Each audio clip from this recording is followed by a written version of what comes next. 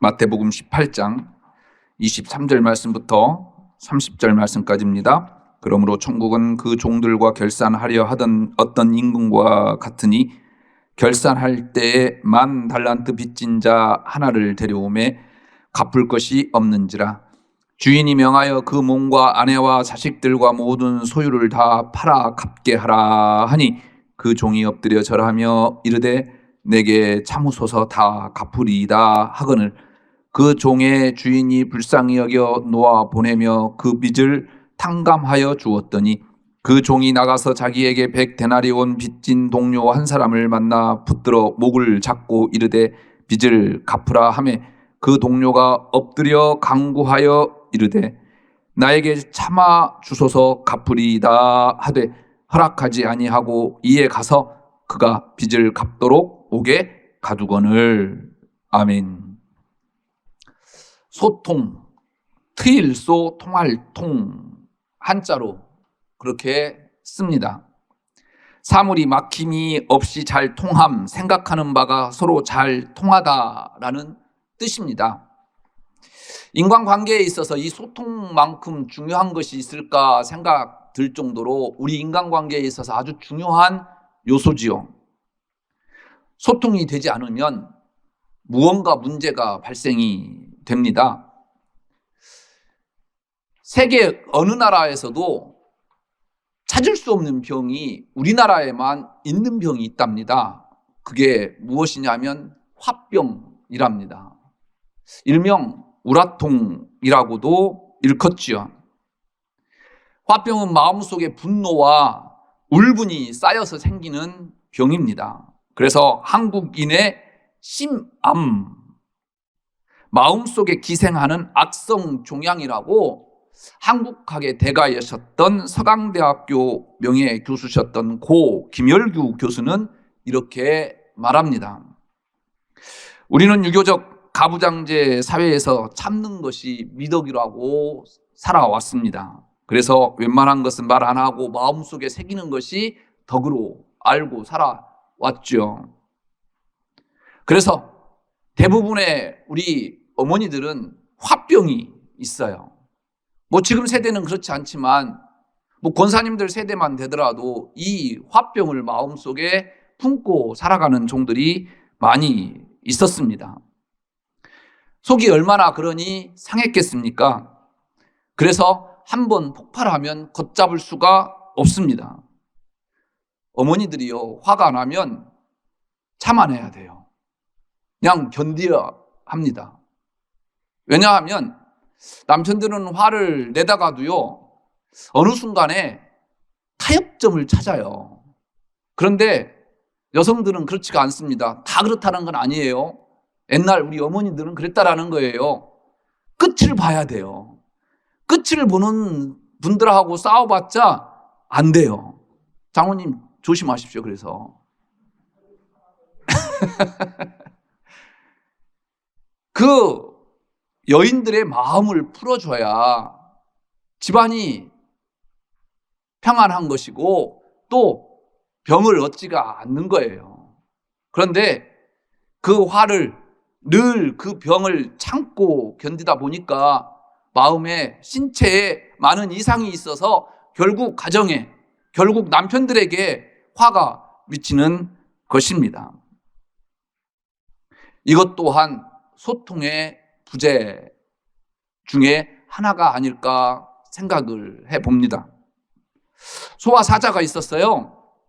둘이 만나 사랑에 빠졌고 최선을 다하겠다라는 마음을 주고받으면서 결혼을 했습니다.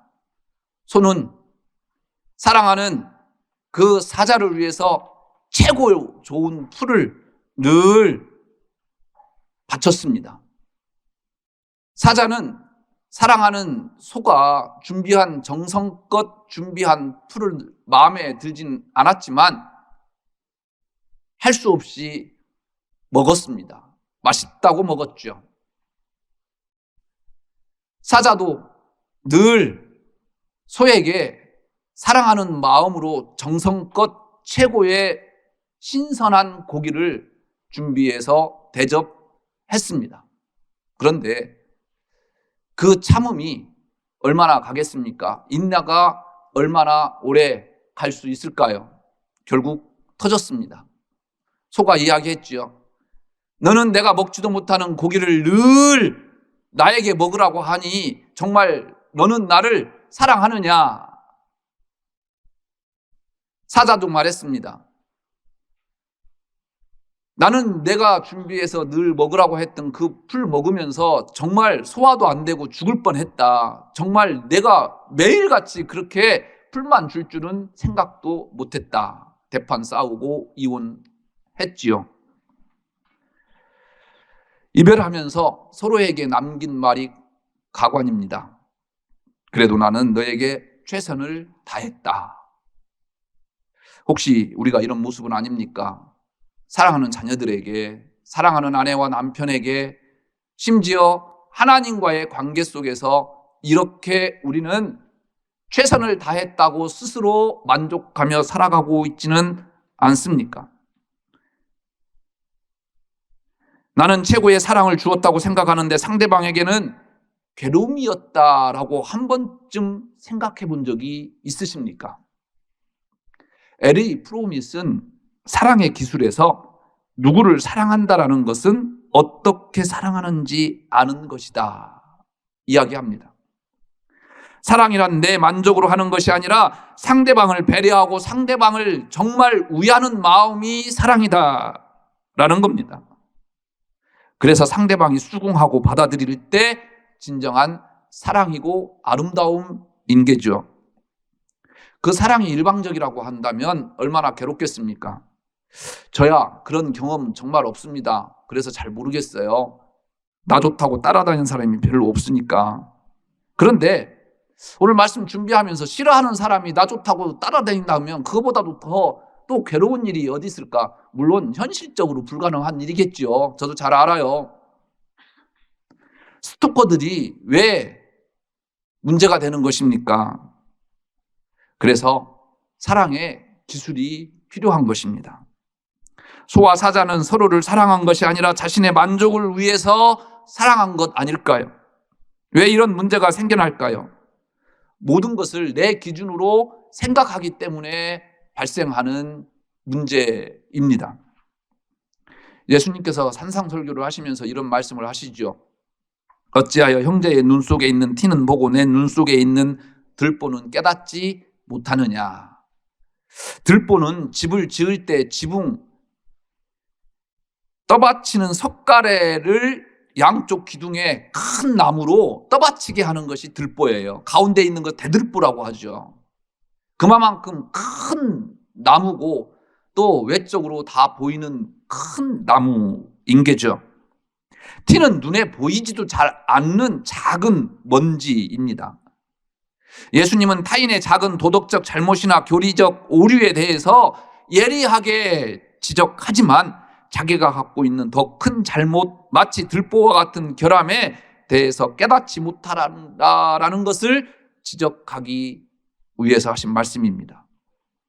사람은 천성적으로 자신의 과오나 잘못보다는 다른 사람을 지적하기를 좋아합니다. 이렇게 인간은 자기 중심으로 살아갑니다. 그래서 용서하기가 참 힘들어요. 오늘은 이 들보라고 하는 프레임을 가지고 오늘 예수님께서 산상수훈에서 말씀하신 그 말씀의 틀을 가지고 오늘 1만 달란트 빚진 자에 대해서 한번 생각해 보려고 합니다. 용서에 대해서 예수님은 오늘 본문을 통해서 비유로 말씀하시는 내용이에요. 1만 달란트 빚진 자가 그것을 다 갚을 수 없어서 용서를 구하죠. 임금은 1만 달란트 빚은 도저히 갚을 수 없기 때문에 또 그 사람이 내가 언젠가는 갚겠습니다. 용서해 주십시오. 조금만 참아 주십시오. 라고 이야기하니까 긍휼한 마음이 있어서 그의 빚을 탕감해 줍니다.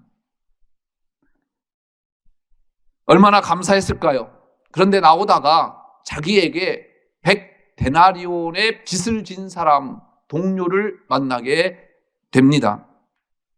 이 사람은 그 동료를 잡고서 왜 빚을 갚지 않느냐 다그치죠. 그러자 그는 갚겠다. 조금만 참아달라 부탁합니다. 어쩌면 그렇게 조금 전에 그 임금 앞에 섰던 자기의 모습과 대비되어 똑같은지 모르겠습니다. 하지만 그는 주인과 달랐습니다. 주인은 그에게 긍휼함이 있었습니다. 그래서 빚을 탕감해 주었죠. 그러나 그는 동료에게 빚을 다 갚을 때까지 옥에 가둬둬라 이야기합니다. 동료들이 딱한 사정을 보고 주인에게 알립니다. 주인은 자신에게 탕감받은 것을 생각하면 너도 용서해야 되지 않느냐라고 하면서 책망하면서 이 사람을 옥에 가두고 모든 것을 다 갚기 전에 풀어주지 말라라고 합니다. 동료가 진 빚 100데나리온은요, 사실 갚을 수 있는 돈입니다. 그러나 이 사람이 주인에게 진 빚 1만 달란트는 갚을 수 없는 어마어마한 돈입니다. 한 달란트는요 6,000데나리온이에요. 한 데나리온은 성인 남자 하루 품삯이에요. 그러면 10만 원이라고 한다면 한 달란트는요 6억이에요. 그렇죠? 엄청난 돈이에요. 달란트 비유해서 한 달란트 받은 그 사람이 땅에 파묻어 놨다고 해서 그 한 달란트밖에 안 받은 걸 땅에 파묻어 놓아서 뭐 하느냐라고 그렇게 생각하실지 모르겠지만요 6억이라니까요. 안 놀라세요 여러분들은? 6억은 상상도 못해요. 저에게 있어서 이거 엄청난 돈 아니에요? 그런데 1만 달란트는 하루 6천만 명에 달하는 임금이에요. 여러분 상상이나 되십니까? 한 사람이 만약에 1년에 30일을 일한다고 가정하면 20만 년 동안 한 푼도 안 쓰고 갚아야 할 돈이 1만 달란트이라는 것입니다. 오늘 비유에서 이런 엄청난 부채를 지닌 사람을 등장시킨 이유는 무엇일까요? 하나님 앞에 서 있는 저와 여러분들을 이야기하는 거예요. 하나님 앞에 도저히 1만 달란트처럼 우리는 빚을 진 사람이라는 거예요. 갚을래야 갚을 수 없는 그러한 존재가 저와 여러분들이라는 거예요. 그럼에도 불구하고 석 달 열흘 일하면 갚을 수 있는 그 사람에게 빚을 재촉하고 살아가는 존재가 바로 나다라는 것을 주님께서 오늘 본문을 통해서 이야기하는 것입니다. 바울은 로마서에서 죄의 싹은 사망이라 이야기합니다. 그렇다면 우리가 지은 죄값을 치른다고 한다면 여러분들의 목숨은 몇 개가 돼야 될까요? 갚을 길이 없는 것이 우리가 하나님 앞에 서 있는 존재다라는 것을 어찌 보면 오늘 1만 달란트 빚진 자를 통해서 예수님께서 이야기하시는 말씀이다 생각하면 어떨까요? 우리의 죄의 문제를 해결한다는 것이 바로 이와 같습니다. 마치 1만 달란트 빚진 자와 같이 다 갚겠다고 말은 하지만 갚을 길이 없어요. 그래서 오늘 본문에 나오는 종은 갚겠다고 하니 그나마 다행입니다. 자신이 진 빚이 도저히 갚을 길이 없다라는 것 알면서도 갚겠다고 마음 먹고 있으니 한편으로 기특하기도 하지요. 어차피 갚지 못할 빚이니 마음대로 하라며 대책 없는 사람들 얼마나 많이 있습니까? 수십억 횡령하고도 다 쓰고 없다는 식으로 나자빠지는 사람들 참 많지 않습니까? 아예 갚을 마음 전혀 없어서 배째라라고 하는 사람들이 얼마나 부지기수입니까? 이런 사람들 만나면 대책이 없어요. 말이 안 통하니까요. 하물며 하나님 앞에 서 있는 존재가, 나라고 하는 존재가 이런 대책이 없는 존재다라는 것을 너는 알고 있느냐? 주님께서 오늘 비유를 통해서 이야기하신단 말씀입니다. 그런데 이러한 존재임에도 불구하고 하나님은 우리에게 그 진 빚을 그것도 단번에 해결해 주십니다. 여러분들이 앞에 보고 계시는 그 십자가를 통해서 우리는 구원의 은총을 맛보며 살아가는 존재가 내 존재다라는 것을 너는 깨닫고 있느냐? 어쩌면 오늘 비유를 통해서 주님께서 우리에게 묻고 계신지도 모르겠습니다. 1만 달란트는 인간으로서 도저히 갚을 수 없는 빚입니다. 주인도 갚지 못한 것을 알면서도 갚아보겠으니 참아달라고 간청하는 것을 보고 그냥 탕감해 줍니다. 사실 이 방법밖에 사실 없어요. 하나님께서 우리 죄를 해결하시는 방법도 똑같습니다. 죄인인 우리가 죄인이라고 하는 사실을 깨닫고는 어찌할 바를 몰라 할 때 하나님께서 먼저 예수 그리스도를 우리에게 내밀어 주셨어요. 그리고 십자가의 보혈로 우리의 모든 죄를 깨끗이 씻어 주셨다는 거죠. 만약 이 방법이 아니라고 하면 우리도 우리의 죄 문제에 있어서 배째라라고 할 수밖에 없겠지요. 오늘 비유에서 해결할 수 없는 나의 죄의 문제를 해결받는 방법이 무엇인지를 예수님은 제시하십니다. 오직 전능하신 하나님의 무조건적인 사랑과 용서가 우리가 죄인이라고 하는 그 굴레에서부터 벗어나는 유일한 길이고 방법이다 이야기하십니다. 여기까지는 참 은혜로워요. 받아들일 수 있죠. 그런데 비유가 여기서 딱 끝나면 얼마나 좋겠습니까? 비유가 조금 더 진행되면서 반전이 일어납니다. 1만 달란트를 탕감받고 나오는 길에 얼마나 행복했을까요? 그런데 이 사람 앞에 자신에게 100데나리온 빚진 자가 지나갑니다. 석 달 열흘 정도면 충분히 갚을 수 있는, 적다고 하면 적을 수 있는 빚입니다. 그런데 이 사람은 100데나리온 빚진 자에게 왜 안 갚느냐 묻습니다. 이 동료도 이 사람과 똑같은 말을 하죠. 참아달라, 갚겠다. 말하는 패턴도 똑같고 처한 상황도 똑같아요. 하지만 이 사람에게는요, 긍휼함이 없습니다. 은혜 받음을 헤아려 볼 수 있는 능력이 없었어요. 그래서 다 갚기 전에 나오지 못할 것이다 라고 이야기하면서 감옥에 넣습니다. 앞에 이야기를 떼버리면 이 사람의 행동은 이상한 것 하나도 없어요. 현행법상 그때 당시에 만약에 빚진 자가 감옥에 있으면 그 빚을 다 갚으면 빠져나올 수가 있었어요. 그래서 가족들이 최선을 다해서 그 아버지를, 남편을 꺼집어내기 위해서 온 가족이 나서서 돈을 번 이유겠지요. 사람을 잡아놓고 가족들에게 돈을 만들어 오라는 잔인한 방법입니다만은 그것이 현행법이에요. 그러니 맥락을 잘라버리고 보면 마땅히 자신의 권리를 행사하고 있는 것입니다. 앞에 이야기를 모르면 그럴 수 있는데, 그런데요, 저와 여러분들은 이미 1만 달란트 빚진 자의 이 상황을 잘 알고 있습니다. 그럴 수 없습니다. 방금 전 1만 달란트 탕감을 받았으니까 100데나리온쯤은 잊어버릴 수 있습니다. 하지만 다른 사람 눈에 있는 티끌을 보기 좋아하는 사람은 그렇게 하지 못합니다.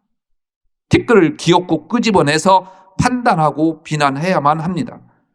똑같은 방식으로 자신에게 적용한다면 지금 자기가 하고 있는 것에 수천 수만 배의 표독함으로 쏘아 붙일 그러한 눈들 아니겠습니까?